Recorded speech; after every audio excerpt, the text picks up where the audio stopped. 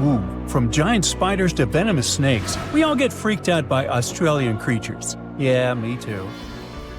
But newly discovered fossils show that things were way more dangerous 120 million years ago, when this land was completely ruled by massive razor-clawed megaraptors. Yeah, I'm glad I wasn't around then. These dinosaurs were about 26 feet long and walked on two legs, just like the famous T-Rex. They were fast, fierce hunters, with a superpower: their hug. Yep, their massive, muscular forearms had huge curved claws, perfect for grabbing and holding onto prey. Uh-oh. They would wrap their arms around their poor victims, just like a hug, and trap them with no chance of escape. And even though their teeth were quite small, they were still sharp enough to rip through flesh. The first time we heard about megaraptors was in the late 90s, when a paleontologist discovered their fossils in the region of Patagonia, Argentina. Since then, no one has ever found a complete skeleton, only fragments. But probably the most important one yet was uncovered in Australia at the beginning of this year. Researchers were exploring Victoria's stunning coastline when they stumbled upon Megaraptor fossils. First, they spotted bones from its lower legs and a few vertebrae washed up on the beach. Even though they were working with just a couple of fragments, a deeper analysis confirmed that these belonged to a Megaraptor. And not just any Megaraptor, it was the oldest one ever discovered. This discovery gets even more exciting because it adds weight to the theory that these dinosaurs might have originated in Australia. But we already knew that they roamed the land down under since early 2023, when researchers found the top of a Megaraptor skull in the country. So let's rewind a bit. We first found their remains in Argentina, right? Right. But then, years later, researchers found fossils of the same family of dinosaurs on the other side of the world, in Australia. If the ones in Oceania were older, how did these creatures end up in South America? Of course, they didn't fly there. They didn't cross continents by swimming either, although there is a theory that they could swim. Remember, we're talking about the dinosaur era, which happened millions of years ago. And back then, Australia and Argentina were actually pretty close. Basically, they were one. Both lands were part of the supercontinent known as Gondwana, and they were connected through Antarctica. Wait, but wasn't this path freezing? I mean, yeah, these dinos had to pass through Antarctica to get to their destination, but they weren't freezing their tails off. This all happened during the mid-Cretaceous period, when the weather was super warm. Back then, the poles were covered in plants, not ice. So let's just say they took full advantage of the good weather to make the crossing. Now, about 180 million years ago, Gondwana started to break apart. At some point, Australia drifted away from the supercontinent, cutting it off from other landmasses, including South America. That's why the same dinosaurs showed up in completely different parts of the world. Mystery solved. Now, let's get back to that recent discovery. The researchers didn't just find a few traces of megaraptors on the beach. In total, they uncovered 250 dinosaur bones at the site, but only 5 of them were really important. They belonged to 3 different species of dinosaurs that, as it turns out, all lived in Victoria at the same time. So yeah, we've already talked about those first 2 bones. They were from the Megaraptor. Next, we have a shin bone from a Onenlagiine. That's my best shot at pronouncing it. It's a dino also known as the southern raptor. This is a type of dromaeosaur with a long snout. And the last 2 shin bones of different sizes came from a Carcharodontosaurus, whose name means shark-toothed lizard. This one is a particularly big deal for 2 reasons. Number 1, it's the first evidence that this species lived in Australia. And number 2, it was small, and that is pretty surprising since we've always thought of this species as being massive. Fossils found in Argentina, for example, show this dinosaur reached a length of about 36 feet. But the one in Australia was much smaller, measuring only around 6 to 10 feet long. And that's still plenty big. Basically, what we're saying is that the way predators were ranked in these 2 parts of the world was completely different. In South America, Carcharodontosaurs grew to massive T-Rex-sized giants, towering over megaraptors and dominating the landscape. But in Australia, it was the complete opposite. There, huge, powerful Megaraptorids roamed the land alongside smaller Carcharodontosaurs. So the predator dynamic was different. And all of this just shows how unique the ecosystem in Victoria was back then. Although isolated dinosaur bones have been found in Western and South Australia, most of the fossils come from the eastern part of the country, like Queensland. And there, researchers dug up something really, really rare – a well-preserved dinosaur skull. The study shows that this bone belonged to the fourth discovered specimen of Titanosaur. This group includes those massive long-necked dinosaurs. They look like the Brachiosaurus, but some of them were even bigger, reaching 120 feet long. The skull, discovered in 2018, belongs to this guy, whose pronunciation is above my pay grade, and the research points out that it roamed the Earth around 98 million years ago. Thanks to this find, scientists were able to recreate for the very first time what its face might have looked like. Probably after checking out the illustration, they thought, hey, it looks a lot like its cousin. They were talking about another species of Titanosaur, this other unpronounceable guy. And guess where they used to live? Yep, in Argentina. So, this research also supports the theory that dinosaurs crossed between South America and Australia during the mid-Cretaceous period. Now, this wasn't the only secret buried in Queensland, though. In 2024, researchers working there discovered the fossilized remains of a new species of pterosaur, about 100 million years old. These creatures were the first vertebrates that could actually fly, existing alongside dinosaurs. They were massive, powerful predators, with wingspans of up to 36 feet. But these remains belong to a new species within the pterosaur group, which they have named Hakuna Matata, or something similar. Compared to their cousins, they were on the smaller side, with a wingspan of about 15 feet. Still, that's bigger than a snowy albatross, the largest flying bird we have today.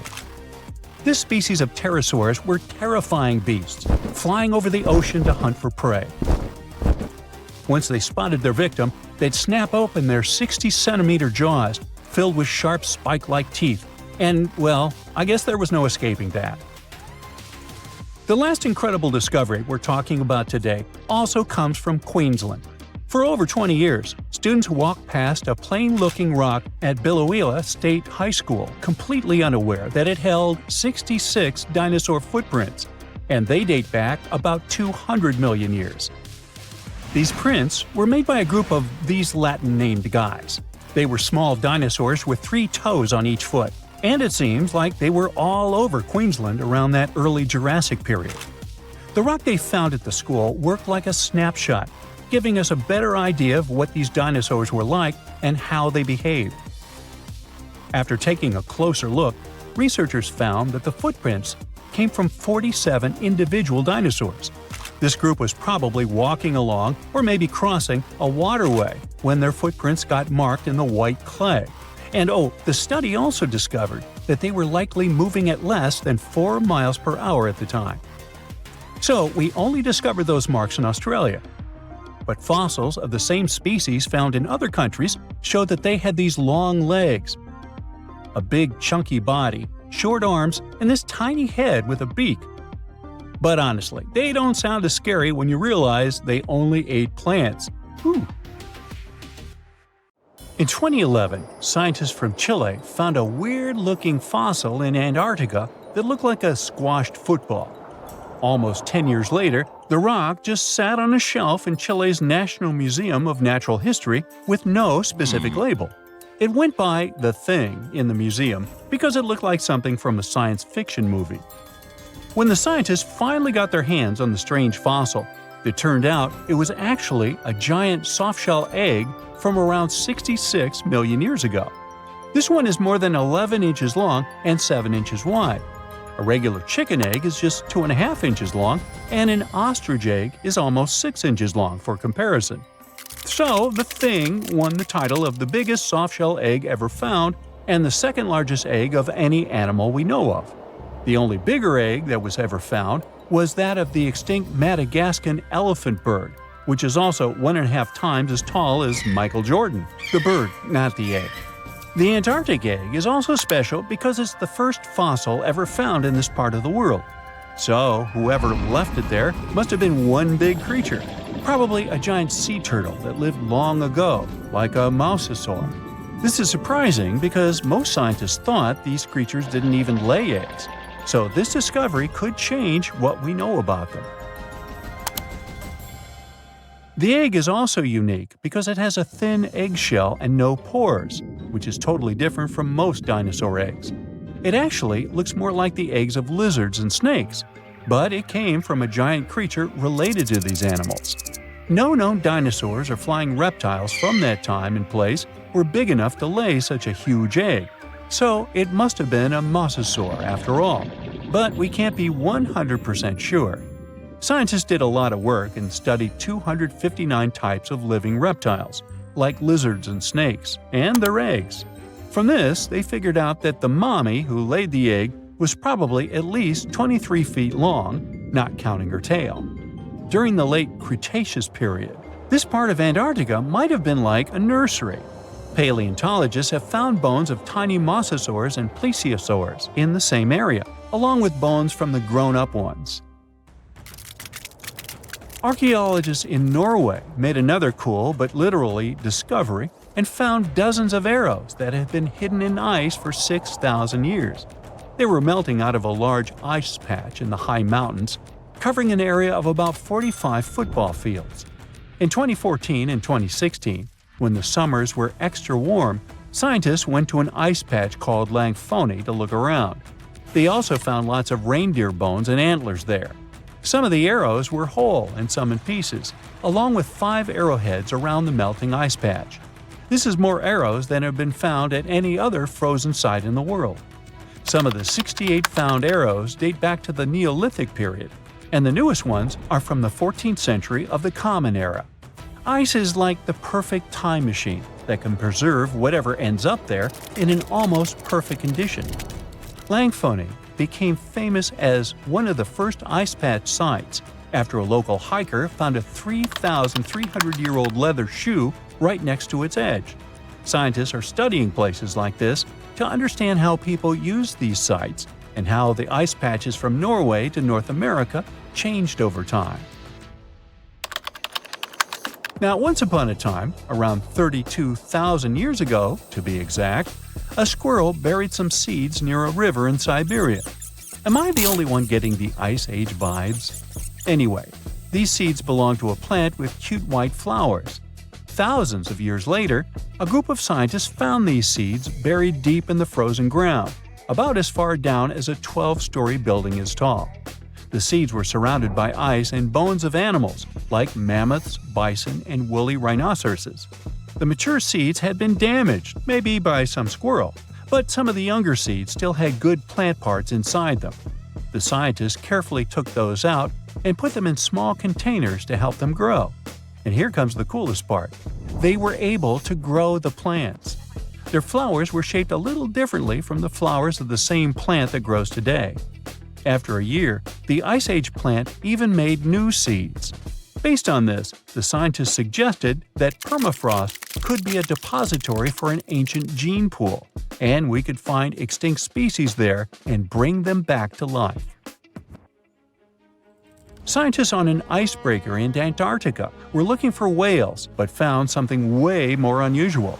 The camera behind the ship, which is as heavy as a car, detected 16 million ice fish nests on the floor of the Weddell Sea. The nests were located about every 10 inches in all directions and covered an area of 93 square miles, which is slightly bigger than the whole of Washington, D.C. The colony even had a distinct border, which was a line in the sand. The scientists were in the area because they were studying a special spot in the ocean where the water was a little warmer than the water around it. In this warmer water, they found tiny animals called zooplankton near the top. When the young ice fish hatch, they swim up to this area to eat the zooplankton before going back down to the seafloor to grow up and have their own offspring. Since there was so much food, it made sense to see ice fish in this warm water. But they didn't expect to find such a huge number of ice fish nests, much more than anyone had ever seen before. New Zealand's Antarctic Heritage Fund found some old photo negatives in a hut in Antarctica. They turned out to be unique images from the Ross Sea Party. It was a famous failed expedition led by Ernest Shackleton. He wanted to become the first person to cross Antarctica by land, from the Weddell Sea to the Ross Sea, passing through the South Pole. But things went wrong when their ship, the Aurora, was blown out to sea. They had to use the hut from another explorer, Captain Robert Falcon Scott. His goal was to be the first person to reach the North Pole, but sadly, he didn't succeed either. The negatives were made of cellulose nitrate and were found stuck together in the small box. The Trust took the negatives back to New Zealand, where they carefully separated them and discovered 22 hidden images. Many of the photos were damaged, but the Trust could still recognize some familiar places around McMurdo Sound, a well-known area in Antarctica. No one knows for sure who took the pictures. In December 2021, some scientists noticed a strange mark on the Larsen ice shelf, a giant sheet of ice off the eastern coast of Antarctica. They thought it might be a river flowing under the ice, so they drilled down over 1,600 feet to check it out. They expected to find water, but they didn't expect to see that the water was full of fast-moving creatures called amphipods. The scientists also found that the water in the underground river had unusual layers of currents moving in different directions, which they still don't fully understand. Another surprising thing happened during their research. On December 20th of the same year, a volcano erupted far away in Tonga, and the pressure waves from the eruption were detected all the way down in the ice river in Antarctica. It shows how everything on our planet is connected, even in the most distant places.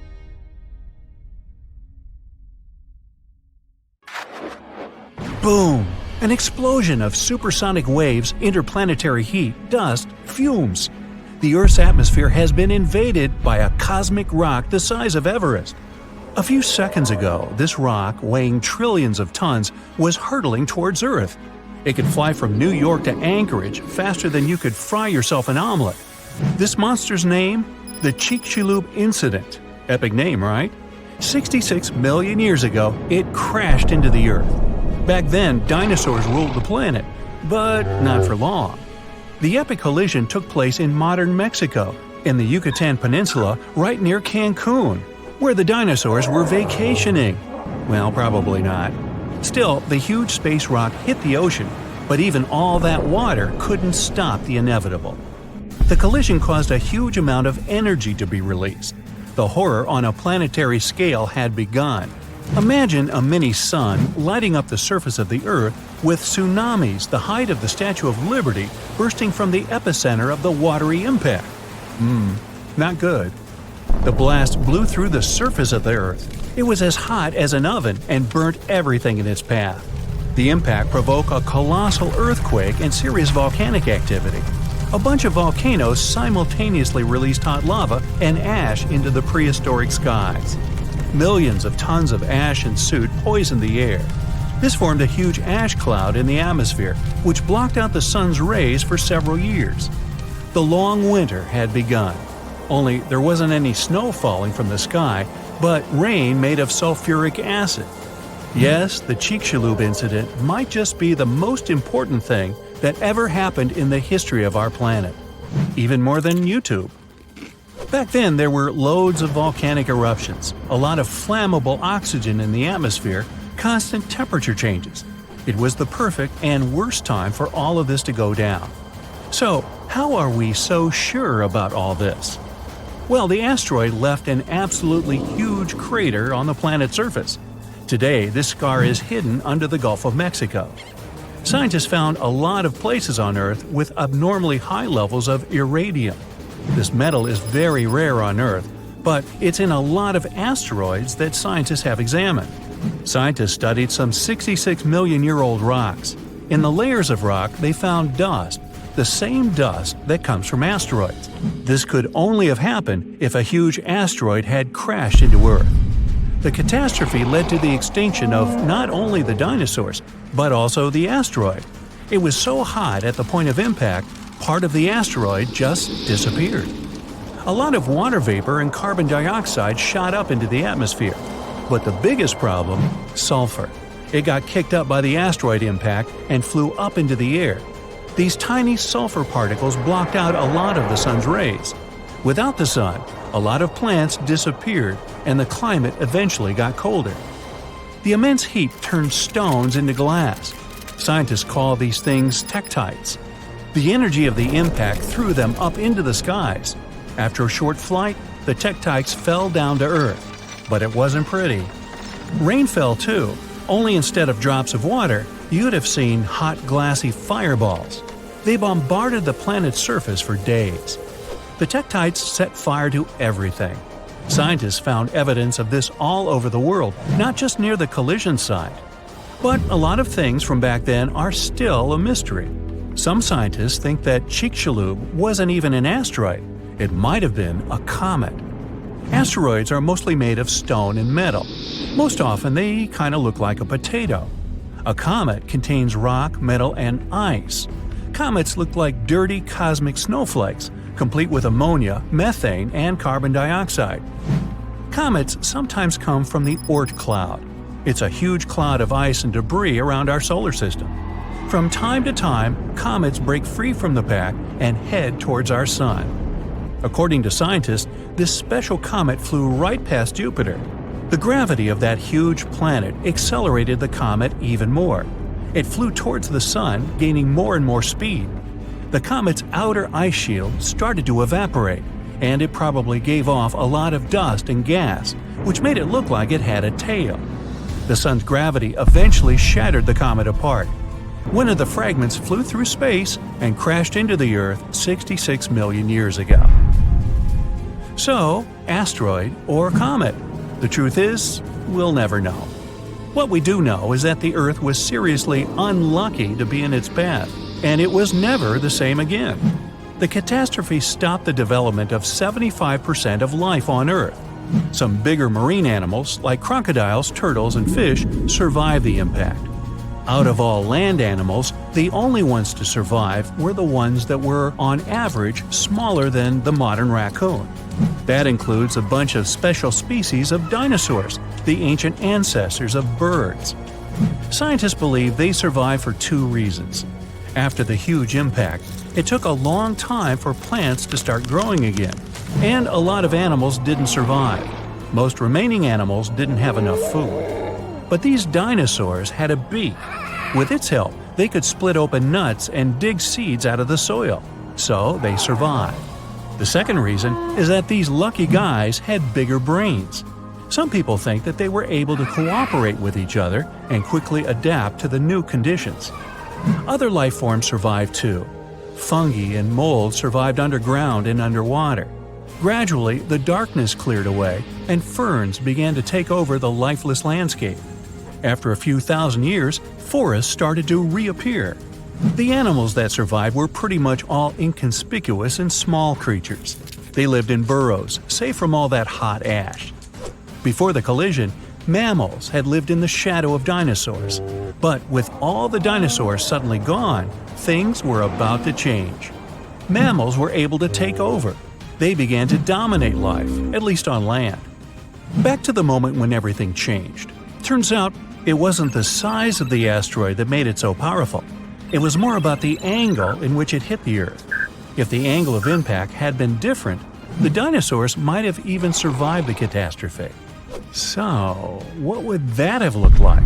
Well, let's travel back, way back. Oh no, there's a giant asteroid heading for Earth. Oh, wait, never mind, it missed. Whew. There are plenty of earthquakes, tsunamis, and volcanic eruptions every day, but dinosaurs don't mind that much. No big deal. Fast forward a few million years, and most of these ancient lizards have changed and are now unrecognizable. Thanks to a couple of ice ages, many dinosaurs are now totally covered with feathers to protect them from the cold. Mammals exist, but they're few and far between. You see a lot of bats in caves. There are tons of rat-sized rodents in the forests. During the day, they hide in the undergrowth or in burrows. At night, they go out in search of food. There are no horses, no elephants, or other large mammals. Why become large and eatable when there are so many dangerous reptiles with huge fangs around? There are no whales in the sea. Parrots, hawks, and pigeons are nowhere to be seen. But pterodactyls 2.0 whiz past you constantly. Some are about the size of a helicopter, while others are no larger than a swan. There are plenty of primates, but they're in no hurry to climb down from their trees and walk on two legs. No venturing out into the savannah, no evolution into Homo sapiens. In this alternate reality, open spaces are very dangerous. But then again, so are forests and trees. Nowhere is safe. To get some delicious primate treats, many smaller dinosaurs learned to climb trees. This was already happening back in the Cretaceous period, right before that huge asteroid just missed Earth. Whew, that would have been an epic collision. Dinosaurs have grown wiser since that near miss. Some are even as smart as a modern chicken. A large brain uses a lot of energy, and that's not always a good strategy for survival. Safer to keep brains small and keep making those teeth bigger and pointier. We've all been afraid of the dark at some point in our lives, haven't we? I mean, do you remember getting tucked into bed by your mom or dad after they read you some scary fairy tale with monsters and dragons or even dinosaurs? But just as your parents were about to turn the lights off and silently step out of your room, you remembered. What if there was something hiding under your bed? Or worse, what if some spooky creature was stuck somewhere in the closet? You could probably get up and check, but it was too dark out there. Wouldn't it be great to have some source of light that would come from within your body? You could always use it whenever you get surrounded by darkness. Unfortunately, as humans, we aren't able to do that. But there are a bunch of creatures out there that can, in fact, light themselves up. That's thanks to a little something scientists call bioluminescence. Animals and fish living in the ocean tend to have this talent more often than others. And you can find these creatures anywhere, close to the surface or deep down at the bottom. 2.5 miles deep if you have a knack for numbers. These creatures use their light for a lot of things, like communicating with other members of their species, luring in prey, and even scaring away enemies. Bioluminescence is basically an organism's ability to emit its own light. Chemistry has a lot to do with it. Such animals use two chemicals, one called luciferin and the other called luciferase. Add a bit of oxygen and bam! Light! Should you ever wonder if you actually observe bioluminescence or if someone just dropped a glow stick in the ocean, be on the lookout for neon blue, green, or even red sparkles in the sea. They're usually spread over a large area. This can even make the water look like glitter or a starry sky. You can thank squid, tiny crustaceans, and algae for this romantic atmosphere. Now, I've got another unusual phenomenon for you. How about a golden waterfall? I'm not kidding, it actually exists, and it's a natural phenomenon. To see it, you have to drive to Yosemite National Park to the Horsetail Fall. Make sure to plan your trip in winter or early spring. That's the only time during the year when you can see this awesome phenomenon. It doesn't need any scientific explanation. It's nothing more than sunlight at dusk hitting the waterfall in such a unique way that it makes it look like a river of lava. Or gold, your choice. That's the reason why during this time of year, the Horsetail Fall is also named the Fire Fall. Unfortunately, this phenomenon is becoming less and less visible within the years, mostly because of drought and other issues connecting with the melting of snow. So, should you ever decide to visit, keep an eye on the waterfall since the effect is very brief. Ever heard of a dirty thunderstorm? It's also called volcanic lightning.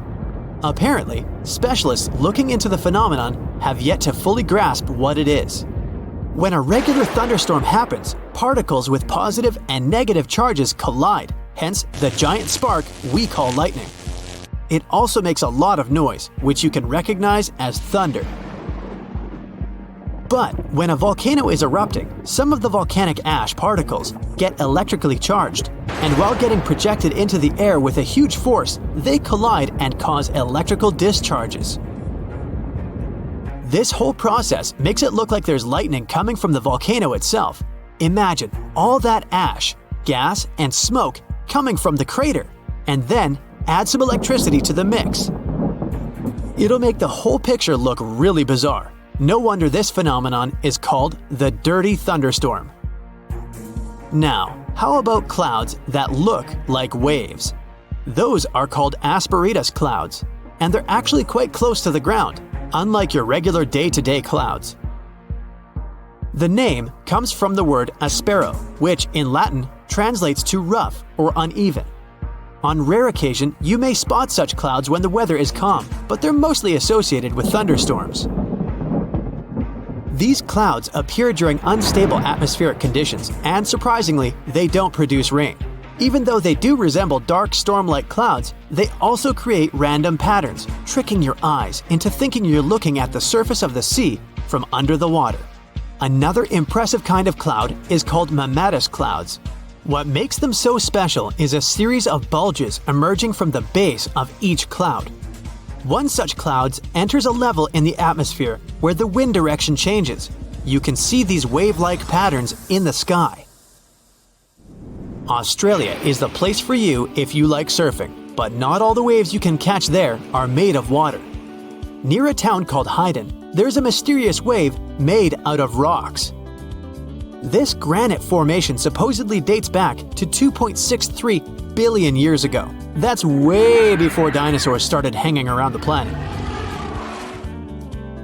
Standing at 49 feet high and 360 feet long, the wave was formed as a result of two processes: weathering and erosion. There's softer sediment at the base of the wave rock, which was chemically weathered by groundwater. Winds and rain did the rest of the job, causing the erosion of the rest of the formation. Its red, yellow, and gray stripes are made of iron hydroxide, carbonates, and other chemical compounds that were washed down by the rain. You've made it to Australia, so stick around a bit more. There's one more location here that seems unreal.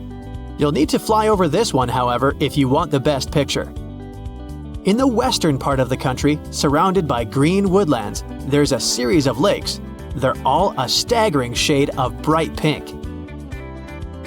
Out of them all, the most famous is Lake Hillier, a 2,000-foot-long reservoir. It's surrounded by both sand and a forest of eucalyptus trees. This makes the cartoon-like hue of the lake stand out even more. One of the many theories explaining the color of these mysterious lakes is connected with algae. These algae appear to gather high levels of a substance called beta-carotene, which has a red-orange pigment in it. Another explanation involves haloarchaea. Those are microorganisms that sometimes look red. Even if you don't enjoy flying, the lakes are great for taking a swim. They're not toxic, even though they have loads of salt in them. This means you'll be able to stay afloat easily, and the water won't damage your swimsuit. During winter up north in Canada, a bizarre phenomenon happens at Lake Abraham in Alberta. Underneath the frozen surface, you can spot some weird objects that look like frozen jellyfish. It's definitely not the case, as these creepy formations are just frozen methane bubbles. Those are pockets of gas that were trapped underwater and got stuck there after the lake had frozen. They appear when leaves and grass fall into the water and bacteria digest them. This process transforms them into methane. This phenomenon is as beautiful and strange as it is dangerous. The pockets of methane can easily become highly flammable. When the temperatures rise during the spring, the ice melts and these bubbles start popping and fizzing. It's a spectacular sight to observe. Picture a lake filled with soda. Remember not to bring any source of fire. It can be very dangerous for visitors.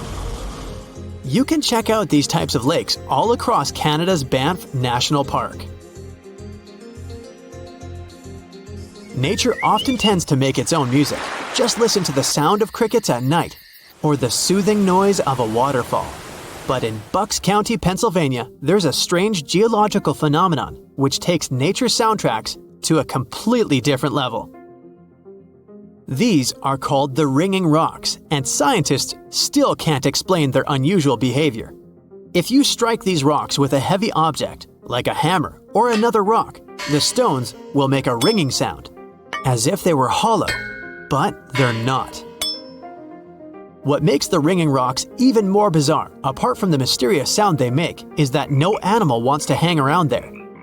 Even though the rocks are surrounded by a thick forest, scientists haven't managed to trace any animal activity in the area yet. Even more striking is the fact that despite all the trees around the rocks, you won't find any leaves lying on the boulders. What makes these rocks so unappealing for both animals and vegetation is still up for debate. Well, guess what? Blue Origin, the company owned by Jeff Bezos, has sent dinosaur bones to outer space. Can you believe it? Why? Well, it's all part of their Dream Big initiative to inspire people, especially students, to reach for the stars. On April 14, 2021, they launched almost 200 pieces of dinosaur bones into space using their new Shepard rocket. These bones are super old, like between 66 million and 70 million years old. They were fragments from a dinosaur called a Dromaeosaurus, which was part of a raptor family. It was kind of like a bird, but also a fierce hunter. It was about 7 feet long and had sharp claws on its feet. These guys were really good at hunting and slicing into their prey, you think? Can you imagine how cool it would be to see a real dinosaur like that? The bones were carefully packed into a small container that was about 4 inches long. Then, on April 14th, they launched into space on a test flight of Blue Origin's New Shepard rocket. The rocket went 65 miles above the ground, which is a little above the point where Earth ends and space begins. The dinosaur bones were in space for about 10 minutes and 10 seconds. Alongside them were more than 25,000 postcards from members of the Club for the Future, which is a special group that Blue Origin created to inspire future generations. There was also a test dummy named Mannequin Skywalker on the flight to collect data. Once the dinosaur bones came back from their trip to space, they were put on display. Each of them was carefully placed and shown to people who are part of the Club for the Future, as well as in museums all around the country. But you know what's even more surprising? This wasn't the first time dinosaur bones went into space. In the past, NASA astronauts also took fossils on their mission. Back in 1985, a piece of a baby dinosaur's vertebrae and an eggshell flew on NASA's Space Shuttle Challenger. And in 1998, a 210-million-year-old skull went on to space on another shuttle called Endeavour. They must have had quite an adventure up there. I don't know, do fossils have fun anymore? Oh, and don't forget about the Tyrannosaurus rex. Yep, even parts of a T-Rex were sent into space in 2014 on NASA's Orion spacecraft. I bet those bones were really big and scary looking. But, surprisingly, this is not the only strange thing we've sent into space. In fact, a lot of our weird stuff has been there. For example, back in 2018, Elon Musk, the guy behind SpaceX and Tesla, did something totally wild. He sent his own shiny red Tesla Roadster into space. But that's not all. Inside the car, there was a dummy dressed in a spacesuit, and they named him Starman. How cool is that? Originally, the plan was to put the car in orbit around Mars, but something unexpected happened. The car went way past Mars and got stuck going around the Sun instead. Can you imagine driving a car around the Sun? It takes almost 560 days for the car to complete one lap. It's almost a 2-year-long trip. As of June 2023, they have completed more than 3.5 orbits around the Sun and have traveled over 2.5 billion miles. That's like going around the Earth over 100,000 times. The car has definitely gone above and beyond its normal driving limits. What's that they say about your mileage may vary? Unfortunately, Starman doesn't send us any new pictures anymore. It's been a while since we heard from him. Scientists think that both the car and the dummy passenger may have suffered some damage during their cosmic adventure. But, oh well, it was inevitable. It's space after all. Now, another strange thing that will be launched into space is the president's hair. Yep, you heard that right. On President's Day 2023, a company called Celestis made an unusual announcement. They're going to send some famous president's hair into outer space. Hair samples from George Washington, John Kennedy, Dwight Eisenhower, and Ronald Reagan were carefully collected and verified. This precious presidential hair will then be placed on the Enterprise spacecraft, which is going to launch from Cape Canaveral, Florida, sometime in the summer of 2023. But wait, that's not all. The spacecraft won't just carry presidents' hair. It will also have remains of other important people. One of them will be Gene Roddenberry, the creator of Star Trek.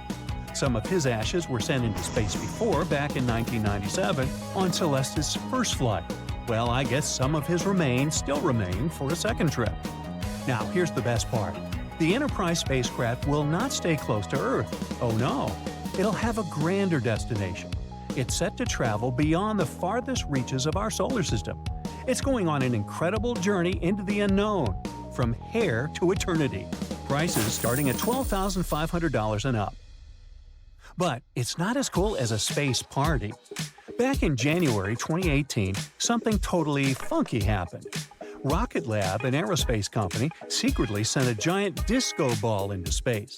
They named it the Humanity Star, and boy, was it a sight to see. This massive mirror was about 3 feet wide and covered in 65 shiny panels.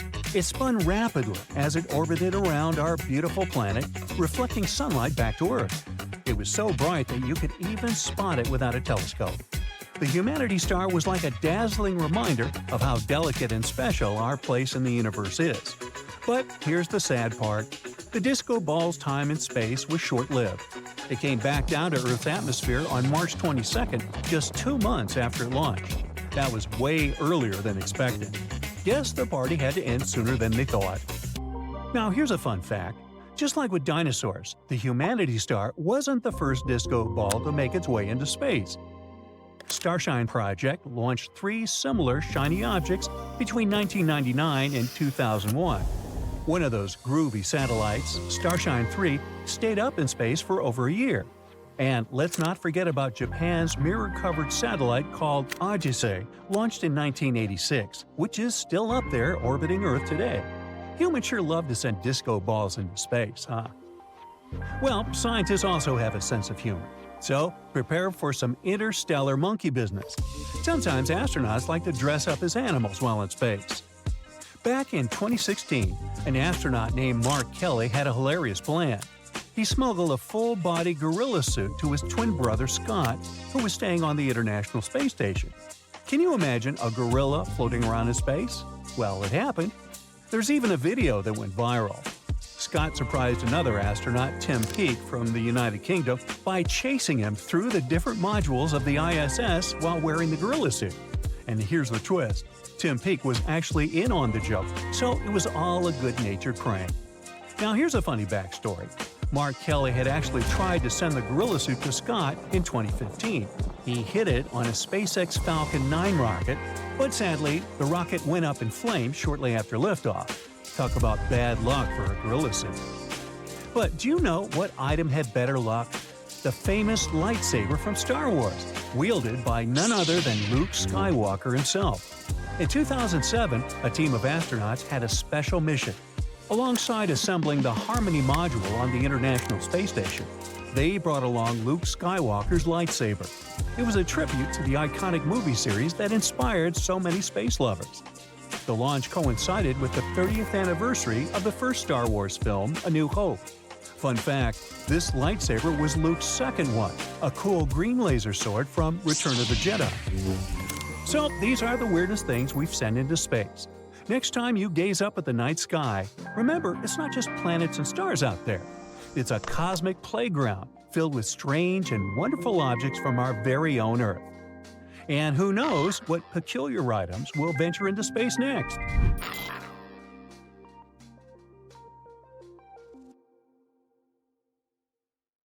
The problem with that asteroid that destroyed dinosaurs was not that it fell, but where it fell. This colossal space rock found the worst place where it could land. Also, the angle at which it hit the ground was the most unfortunate. If it had fallen vertically, there would have been less destruction. But it fell at such an angle that it threw a huge amount of dust into the air. After the disaster occurred, tons of soot started burning.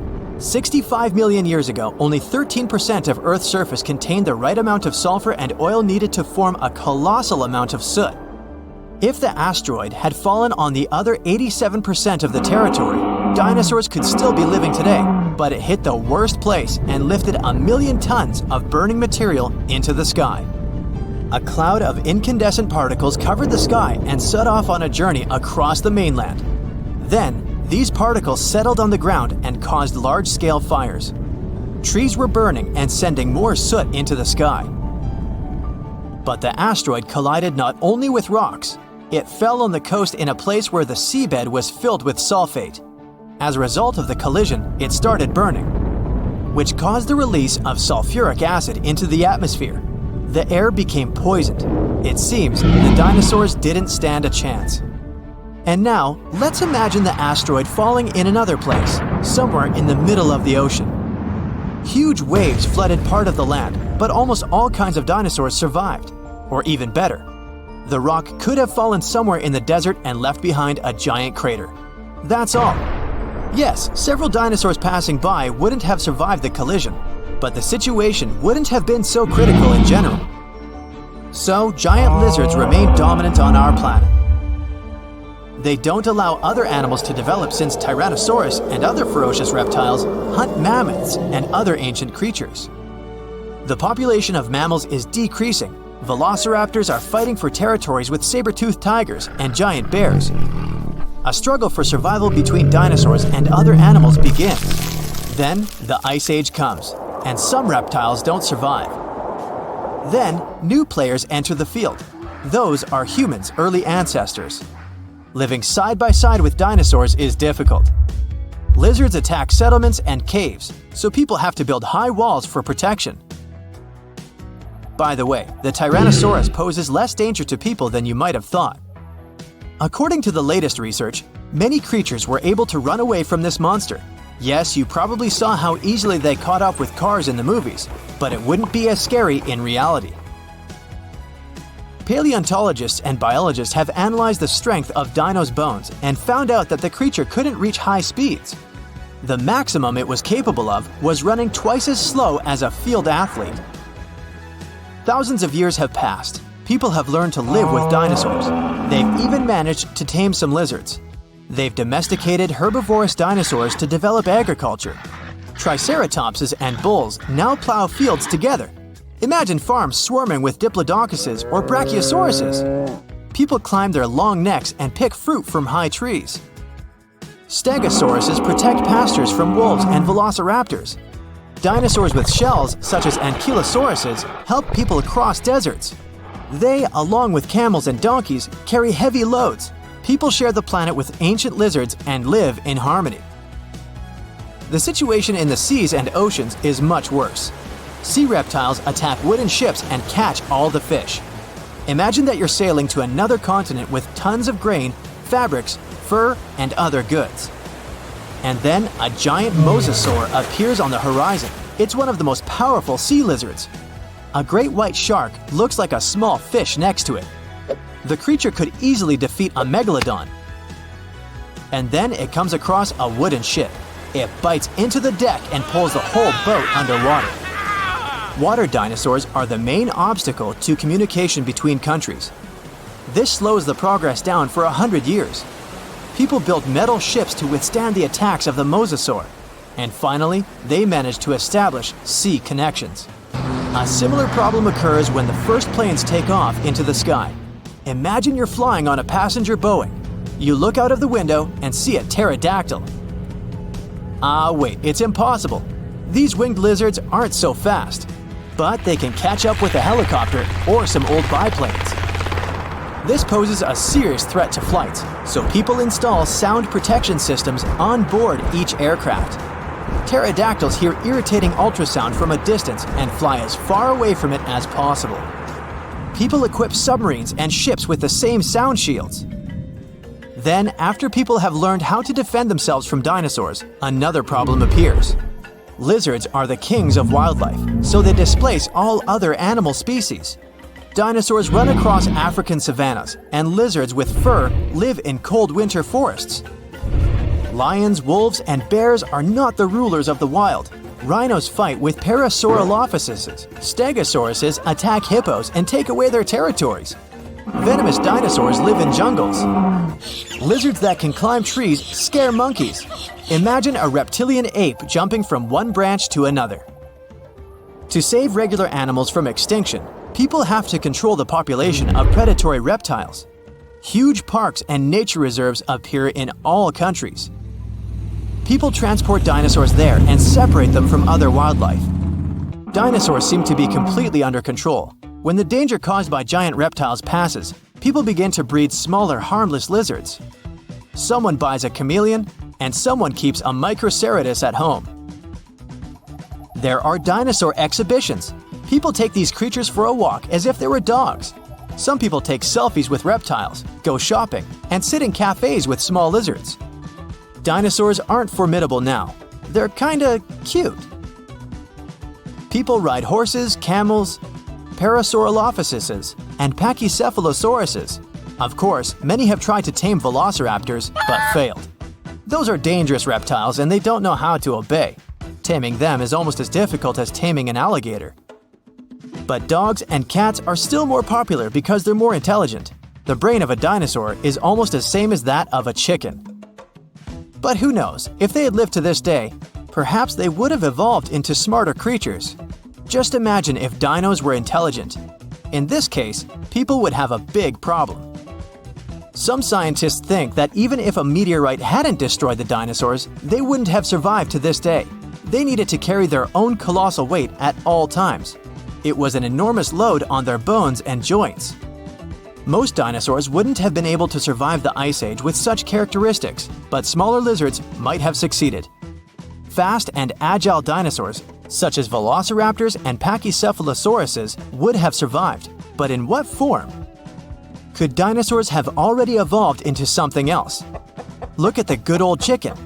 Many scientists believe it's a direct descendant of the formidable Tyrannosaurus. Somewhere deep inside the bird's DNA, there are genes that the dinosaur had. Yep, it's hard to believe, but look at the chicken's body structure and how it walks. Remove the plumage, cover the creature with scales, and give it toothy jaws instead of a beak. And now, you have a mini T-Rex in the coop.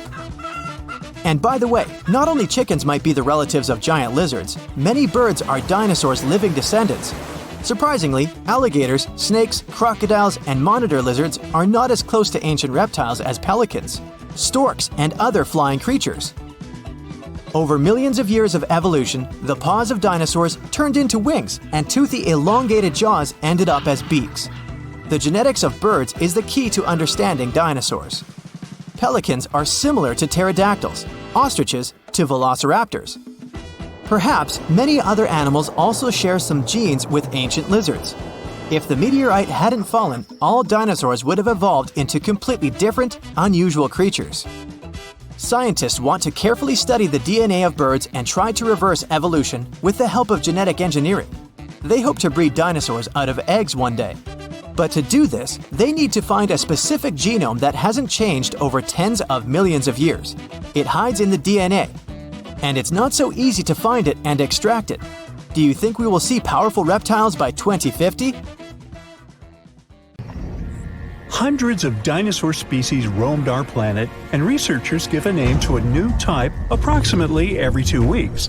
It's not fair to stick to T-Rex, Stegosaurus, Spinosaurus, and other famous sauruses all the time. They've had their chance to shine in the movies and across the internet. So let's check out dinosaurs that no one talks about. First on our list is Torosaurus. The special thing about this dinosaur is that it definitely had one of the largest skulls ever found. It was big because of this frill going from the back of the animal's skull and covering its neck. The frill wasn't there for protection. It was probably just to show off a bit. The bone in the frill was thin and full of holes. As you can see, it's very similar to Triceratops. There are still debates about whether these two are the same species, but more and more studies show that they were more like cousins. They were probably similar in size, but Torosaurus had a longer head with big openings, as well as longer frill bones with a groove on top. It also had more pairs of horns on the back of the frill. Some like to call Torosaurus a bull lizard. These fellows were plant eaters that may have lived in social groups. They existed at approximately the same age, but Torosaurus somehow ended up on the less popular side of the family. Kentrosaurus was a small stegosaurus. is one of the least cuddly dinosaurs of all time. Its long, thin spikes seem to be a pretty good defense mechanism. Stegosaurus, on the other hand, had shorter, thicker spikes that were less likely to bend or snap when the animal used them. Now, you wouldn't want to get anywhere near Kentrosaurus, though. Its tail could swing in a big half circle and hit with a force strong enough to break a human skull. Any volunteers? No? Okay. One scientist used scans of the dino's fossils to make a computer model of its skeleton. The model showed that Kentrosaurus had a flexible neck. It must have been really useful for looking around to see if something interesting was going on or if there was any dangerous animals trying to sneak up. Kentrosaurus typically walked on all four legs with straight hind limbs. The computer model tells us it could spread its front legs out to its sides, too. Maybe it was a way to protect its belly during fights. Stegosauruses, in general, had tails that were like big weights at the back of their bodies. That's why their balance point was closer to their hips. That's also the reason why they could easily stand on their hind legs and swing their tails around. So most people haven't heard of heterodontosaurs, even though their fossils show that dinosaurs got feathers way back before we thought and in groups where we didn't expect it. In 2008, paleontologists identified the first known skull of a baby heterodontosaurus, which was less than 2 inches long, smaller than a tea bag. This baby dinosaur had relatively big eyes and a short snout compared to bigger ones of its kind. Now, what's really interesting is that some scientists used to think that Heterodontosaurus's tusks, like those of modern warthogs, only appeared when they were fully grown. But it seems they had them from the early stages of their life. Heterodontosaurs had 5 fingers on each hand, 2 of which were opposable. It was a good tool, considering the animal probably ate both plants and meat. Humans have different types of teeth, some for biting, some for chewing, and also canines. But most reptiles have just one kind of teeth. Heterodontosaurus was special because it had 3 different types of teeth: small peg-like ones, big teeth resembling canines, and square-shaped teeth that did the cutting job. Scientists are not entirely sure how this creature used these different types of teeth. Maybe it was for digging up roots, breaking into termite nests, or even defending themselves against dangerous animals. Okay, say this name with me now: Psittacosaurus. She was quite a common dinosaur in its time, but she never still gained popularity. Scientists found out that when these dinosaurs were young, they probably crawled, considering they had longer arms and short legs. But as they got older, between 4 and 6 years old, their hind legs started growing much faster and became much longer than their front legs. So, later in life, they likely didn't move on all 4s anymore, but walked on 2 legs. Inside the stomach of one of these creatures, scientists found pebbles. This shows the animals either had a hard time digesting what it ate, or it didn't chew its food very well. Its beak looks quite familiar. That's how it got its specific name, a parrot lizard. It was really strong, and some believe the creature used it to crack and open tough nuts and seeds before the pebbles in its stomach helped mash them up for digestion. These guys might have been good at swimming. They had broad feet, and the shape of their tail could have helped them move in the water relatively easily. Some scientists even believe they might have spent most of their life swimming in rivers and lakes. In 2004, researchers found something really sweet: 24 young parrot lizards huddled together. They were too big to be hatchlings, so it could be a bunch of teenagers who had left their nests and then formed a group where they could support one another and defend themselves better. But apparently, that plan didn't work out so well. Now, check this one out: Stygimoloch, or as they call it, Styx demon. We're looking at a peaceful plant-eating creature with bony spikes and knobs on its skull. Most scientists believe it was a younger form of this fellow, even though they used to think they were a separate species. Stygimoloch is smaller than its more popular cousin, but it's also more robust and has a pretty thick neck. This dinosaur, with small forelimbs and long hind legs 3 feet high, which is half as high as an average human. That doesn't sound dangerous in the world of giant and fierce dinosaurs, but the animal had a very thick skull roof. Maybe it wasn't the strongest tool to defend itself, but it probably helped in combat with rivals from its own species. They most likely headbutted to win the hearts of their chosen ones. But rivals from its own herd were a piece of cake compared to the predators that might have gone after it. After all, this dino lived at the same time as old T-Rex. Now, when someone tells you to picture a dinosaur, Chisaosaurus would probably be the last thing coming to your mind. It looks as if you've put together pieces of random animals and tried to make your friends believe this truly was a real animal that once roamed the earth. But it's actually a dino, with giant sharp claws on its forelimbs, a bulky body, and a long neck ending with a tiny head. Now, don't let the claws scare you though. These creatures didn't go after other animals since they were herbivores, but these claws could protect the animal from intruders and predators. The full scientific name of this creature describes it as a giant sloth-like reptile from China. This animal was one of the biggest and oldest members of the group where it belonged, which lived around 115 million years ago. No, I wasn't around then. At first, it was hard to tell which animals were related to this weird-looking dinosaur. But in the 1990s, scientists made a conclusion that they were modified plant-eating theropods, which is similar to carnivorous dinos. They also most likely had feathers and small wings, like some sort of a very big turkey. 66 million years ago, I wasn't around then, a huge asteroid hit the Earth and triggered the mass extinction of almost all living creatures on the planet, including dinosaurs. Had the space object crashed somewhere else, some dinosaurs would have been able to survive and still live nowadays. According to some research, the asteroid had about 1 in 10 chances of wiping out the dinosaurs and other animals of that time. It was way more likely to just hit the ground without any strong destructive consequences. To understand how things could have turned out if the place of the collision had occurred elsewhere, we need to find out what happened that day and why the disaster turned out to be so devastating. This huge space rock fell into the coastal area of the Yucatan Peninsula in Mexico.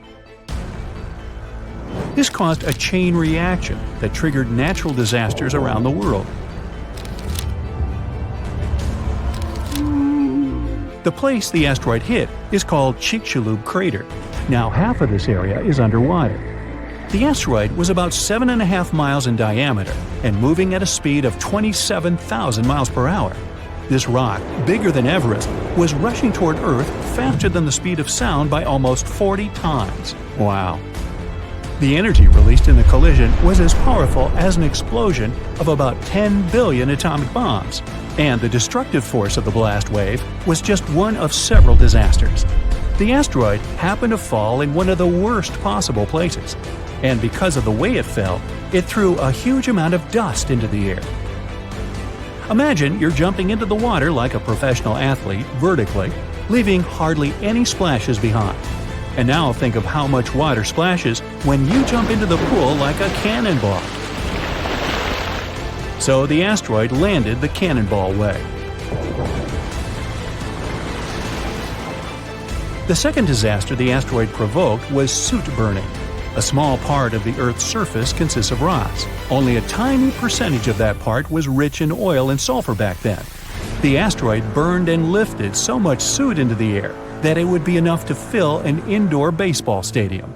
According to research, 65 million years ago, only 13% of the surface of the entire planet could have contained the necessary amount of organic material for the formation of such a volume of soot. That's why this place was considered the worst. If the catastrophe had happened on the territory of the other 87%, then dinosaurs would have been alive today. A huge cloud of soot and carbon dioxide rose into the air and covered the sun. The soot turned the sky gray and partially blocked sunlight. This led to a quick drop in temperatures almost all over the planet. It seemed like Earth was inside a gray veil. Many plants and animals couldn't survive the cold snap.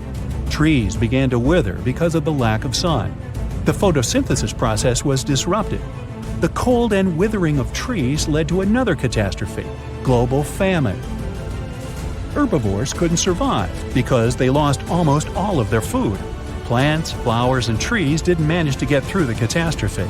These destructions spread far beyond the asteroid impact site. Hot dust particles, asteroid chunks, and small pieces of rocks settled to the ground across the continent and caused large-scale forest fires. Burning trees threw even more soot into the air, which made the situation even worse. The huge asteroid brought heavy metals with an increased level of toxicity from space. The melting of these substances during the collision provoked firestorms. The asteroid didn't only hit continental land but also water, which triggered a huge tsunami. But that's not the worst part. The seabed was filled with sulfate, and when the energy of the asteroid burned it, it provoked the release of sulfuric acid into the atmosphere. The acid cloud mixed with a cloud of soot and began to spread throughout the sky. Hot rock particles were falling to the ground like fire rain. An acid rain started because of sulfur. It lasted for almost several days and left no chance for the animals to survive. Acid rain made the water in rivers, lakes, and seas poisoned. The acid destroyed anything that couldn't burn. A part of the clouds went to wreck the land, and the other part the ocean. This made the situation even worse, as sulfur droplets wiped out a huge amount of seaweed and phytoplankton. The ocean generates almost half of all oxygen reserves on our planet. Those days, the sea creatures living in its upper parts were destroyed. It wasn't the blast wave, but lack of sun, acid, darkness, and cold that became the main reasons for the extinction of dinosaurs. But even when some lizards escaped from fires and sulfur, they met the sea element. The asteroid impact caused large-scale tsunamis across the planet. The very first wave was around 1 mile in height. That's almost 3 times higher than the Empire State Building. Billions of gallons of water were moving at 90 miles per hour. A wave this strong could easily destroy half of New York today. The meteorite created a series of waves 52 feet high. Massive walls of water the size of 5-story buildings collapsed on the shore and demolished everything in their path. Lack of sunlight, temperature drop, acid and fire rains, reduced oxygen production, forest fires, giant tsunamis, and the explosive wave with the power of 1 billion atomic bombs — all this reduced the biological diversity of Earth by 75%. Yeah, that'll change your climate for sure. Giant asteroids used to hit Earth before, but they never caused such disasters all over the planet. What if this asteroid had fallen into another place, say a forest, far from water and mountainous terrain? This would have caused severe fires. A huge black cloud of ash would have risen into the sky and obscured the sun. But it would have unlikely generated acid or fire rains. Most of the species of the planet could have survived this catastrophe. What if the meteorite had fallen somewhere among the ice and snow? This would have provoked a rapid increase in temperature across the planet. Huge tsunamis would have sunk big tracts of land. However, ash and sulfur dioxide wouldn't have filled the sky.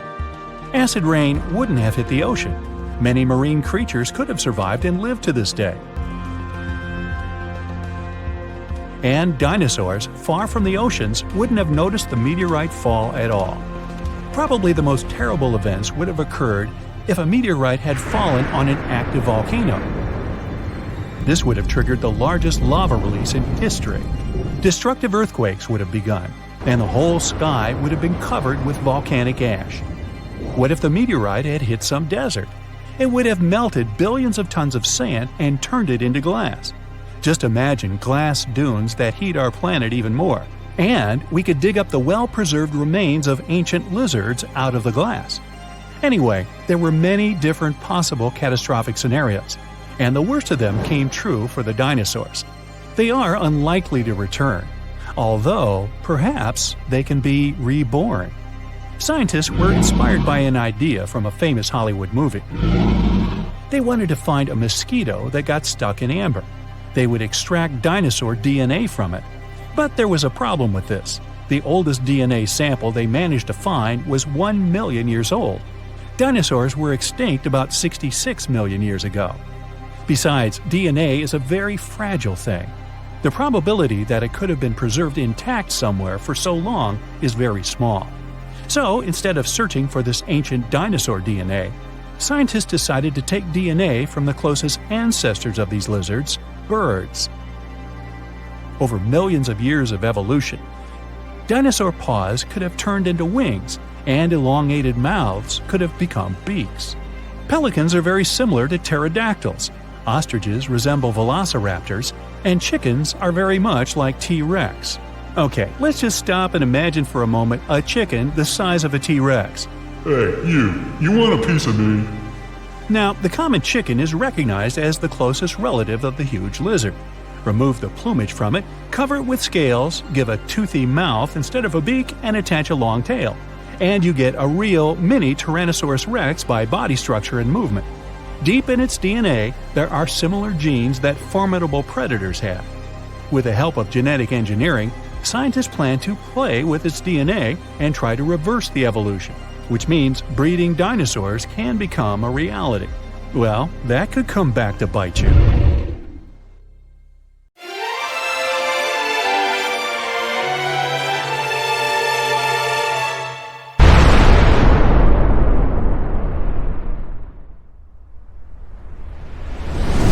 Tiny critters to colossal creatures, all animals are trying to escape from a wall of fire moving in their direction. The temperature is rising, and everything around starts catching fire. Soon, lots of animals and plants on Earth will cease to exist. This is the aftermath of a giant asteroid crashing into our planet. But what if dinosaurs had had critical thinking skills? They could have guessed what was going to happen, because this asteroid was visible a year before the impact. 1 year before the impact. With no city lights, all bright spots in the sky are stars. Some of them are planets reflecting the light coming from the sun, like Mars. But one of these dots is the asteroid. Later, it's going to be known as Chicxulub impactor.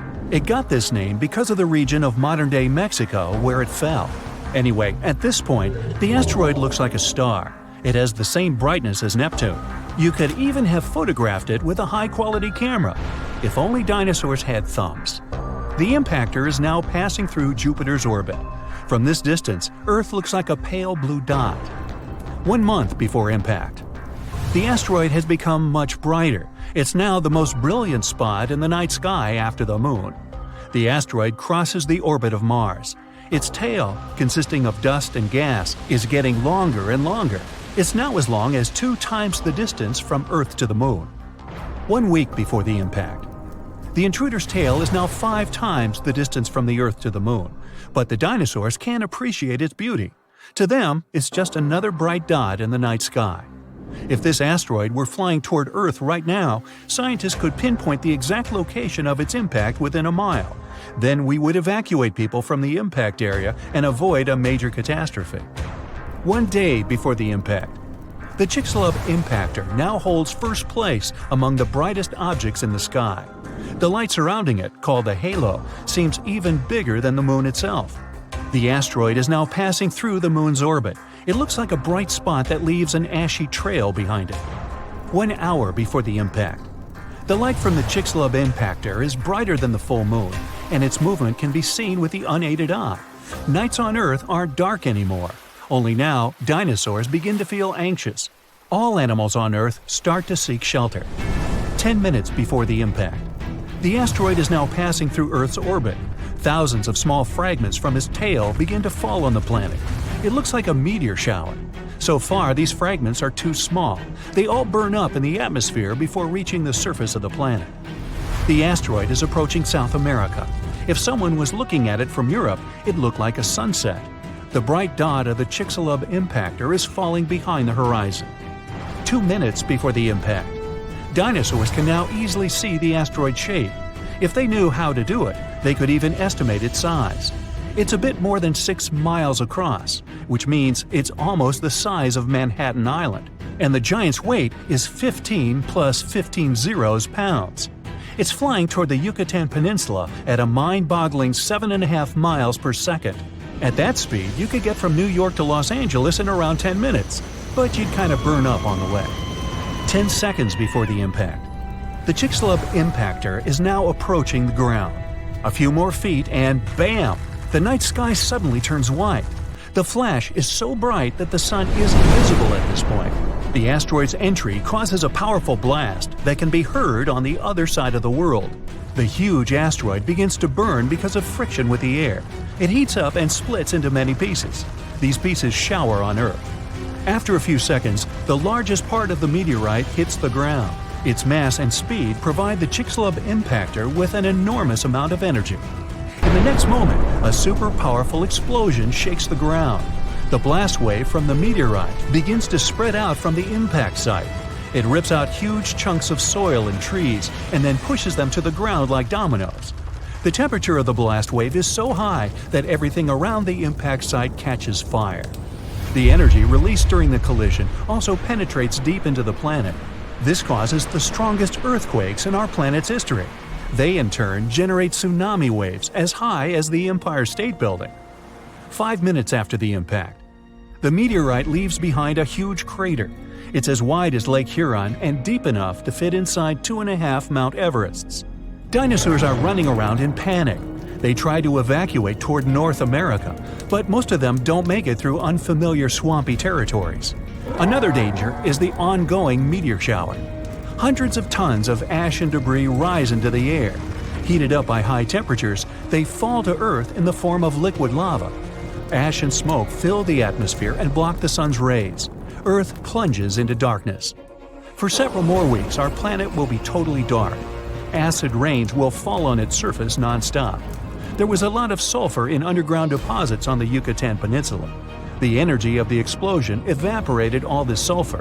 Now it's cooling in the air, gathering in clouds, and dripping to the ground. Most animals survive the impact, but the mass extinction continues for many more months. The collision has plunged Earth into darkness, and this has wiped out most of the plants that fed on sunlight. The plant-eating dinosaurs have lost their main food source and begin to disappear. But plant-eating dinosaurs are the main diet of meat-eaters, and now dinosaurs like T-Rex have nothing to eat. Soon, they go extinct too. In other words, it wasn't a meteorite that wiped out dinosaurs, but hunger and climate change. Meteorites of this size fall once every 100 million years. It means that such an event might happen again. Will humans manage to survive this disaster? These days, we can look out far into space, and the appearance of an asteroid the size of the Chicxulub impactor won't be a surprise to astronomers. In general, asteroids that are more than 460 feet across are considered potentially dangerous. Anyway, if we know about the approaching space body, we'll be able to build shelters filled with food and water supplies. Once the asteroid is close enough, we can wait for the impact and its consequences inside. But when people come back to the surface, they'll see cities and towns torn down. Our planet will look like a lifeless desert. That's why we need another alternative, which is to prevent the impact. Here, we have many options depending on the size and material of the asteroid. According to NASA, the most effective way is a kinetic ram. We'll need to send a fairly large and heavy object, such as a spaceship, into space. When it approaches the asteroid, scientists will choose the perfect trajectory, and the ship will crash into the space body. A powerful collision will change the asteroid's course, making it fly past Earth. The further this space body is from our planet, the easier it'll be to send it away. Another option is a controlled explosion on the surface of the asteroid. Newton's first law of motion will help us here. It says if a body is moving at a constant speed in a straight line, it will keep moving that way unless it is acted upon by a force. So, if we make a big enough explosion, or force, the asteroid will shift its trajectory. How much it moves depends on the amount of force applied to it. We can also blast the asteroid right from inside. In this case, there will be no need to change its trajectory. Instead, we'll try to turn one huge hunk of rock into a bunch of smaller fragments. They will burn up in the atmosphere and do no harm to our planet. Another way is a gravity tug. Every heavy object has its own gravitational force and gravitational field. Our goal will be to send a spacecraft to the asteroid and make it fly close to the intruder. The asteroid will attract the spaceship, but its engines will resist. As a result, the ship will slowly but surely pull the asteroid toward itself. This method will take much longer, but gradually, the trajectory of the asteroid will change and it won't crash into Earth. Hopefully. We can also use solar power. We can build a spaceship with a system of giant magnifying lenses. Then we'll send that station closer to the sun. When we spot an asteroid, we'll point the lens in its direction and focus the beam on the space body. The heat from the sun will cause the asteroid's material to evaporate. Eventually, this will make the intruder change its trajectory. You're picking some veggies in the garden when you come across something big and round. It's covered in soil. When you dig it out, you find out it's a giant egg, bigger than one of an ostrich. But you don't have any chickens or ducks. And even if you did, none of those animals could lay an egg of that size. You pick it up. It seems real. You take the egg inside and build an incubator for it. A couple of days pass, but nothing. You go on with your life and forget about the egg's existence. You've been working in your garden all day long. All you want now is to get into a tub filled with hot water and have some dinner later. But while you're eating, you hear some noise coming out of the room with the incubator. You ignore it, thinking it's just some mice scampering around. But then the sound intensifies. You head there and see the eggshell cracking. In a couple of minutes, something begins to crawl out. You grab your phone and immediately start filming it. A tiny reptile pokes out of the now broken egg and starts examining its surroundings. You're shocked. You place your phone on a special platform to keep filming the creature. Meanwhile, you grab your laptop and begin researching what animal it could be. The creature doesn't have the snout of an alligator, nor does it look like a Komodo dragon. You go back to your dinner and feed the reptile some leftover meatloaf. It gulps the food down in a flash. The next day, you build a small terrarium to keep an eye on your new pet. Over the following weeks, you record every second of its life. You call the reptile Buster. The creature has already grown to the size of a dog. It runs fast and jumps pretty high too. You think it might be some new reptile species, but it doesn't crawl like an alligator or a lizard. Your pet has 2 tiny arms and large legs. Its jaws are massive for an animal its size. The reptile also has razor-sharp teeth. Your friend comes over for a movie. At one point, your reptile runs into the living room and starts biting the furniture. Your friend freaks out and starts yelling, "Dinosaur!" You calm him down and take the dino to the garage. You explain to your friend how you found the animal, and he tells you to contact someone to examine it. The next day, you take Buster to the vet and take a seat in the waiting room. You keep your pet in a cage so that no one can see it. But the dino starts growling in a strange way. Many people grab their pets and move away from you. It's finally your turn. You bring Buster in and show it to the veterinarian. The man looks shocked. He puts the creature on a metal examination table and starts looking closely at its features. Sharp teeth and claws, scaly skin. The vet tells you you've been raising a T-Rex for 3 weeks. He calls in other specialists to examine the animal. The next thing you know, you're in a lab with a bunch of scientists studying Buster. You sit there anxiously as they collect its DNA samples. They even ask for the footage you've been recording. After a couple of hours, they come back and tell you that you indeed have a dinosaur. They'll have to keep Buster in the lab to conduct further studies. So you go home, feeling a bit lonely. A couple of years pass. Now you have a degree in paleontology, specializing in T-Rexes. You've been working with the lab and monitoring Buster that has turned into a fully grown dino. You also teach at the university and have published a book called My T-Rex Buster. It has become a bestseller. One day, you come back from the university and turn on the TV. That's when you hear breaking news. A large creature has broken out of a lab outside the city. It's now on the loose. They show several images of the beast's footprints that lead to the forest. You get a call from the lab. They ask you to head down there as fast as you can. The researchers tell you what's happened and ask you to accompany them to the forest to find the dino. You put on a special protective suit and get into a jeep. After a couple of hours, you arrive at the spot where Buster was last seen. You get out and try to follow its footprints, but the rain has removed the marks the creature left almost completely. The scientists check the tracking device placed under the dino's skin, but it's not working. They bring some food Buster likes to try to lure it out. After a couple of hours, there's no news. It's already night when you hear some rumbling in the distance. Everyone jolts awake. People around you are on high alert. You hide and wait. A large shadow the size of a school bus appears from the dark. A fully grown T-Rex can reach 40 feet long and 12 feet high. The giant lizard approaches the meat and sniffs it. After a couple of moments, it runs off. Everyone gets out of their hiding places and tries to follow the animal.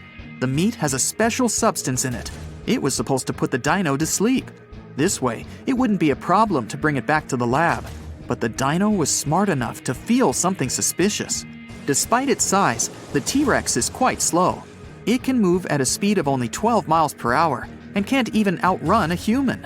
But Buster somehow manages to cross a raging river and disappears into the dark forest. No one has been prepared to make it through such an obstacle, so the whole team makes a detour through the mountains.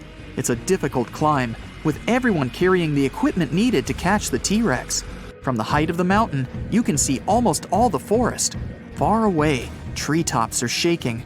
The giant reptile is heading to the north. Everyone tries to get to the other side of the mountain as fast as they can. But then, one of the crew members slips and falls. Good thing a safety rope holds her in place. You pull the woman back to the path. You continue walking until you reach a cave. Everyone puts on their helmets with flashlights and goes inside.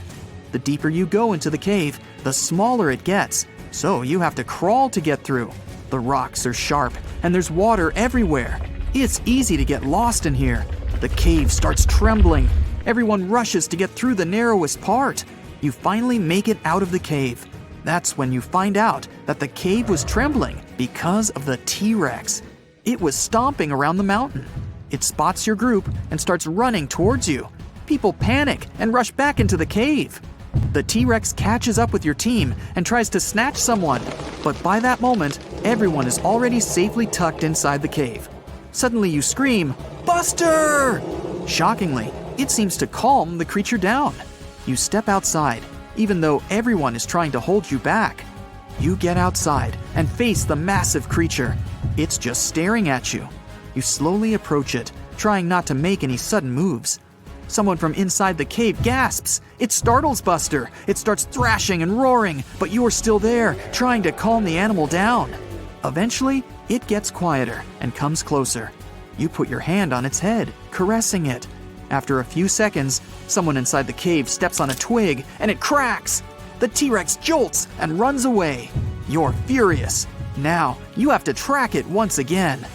After you spend many more hours in the forest, the sun starts to rise. Everyone is exhausted and about to pass out. You decide to call it a day and head back home.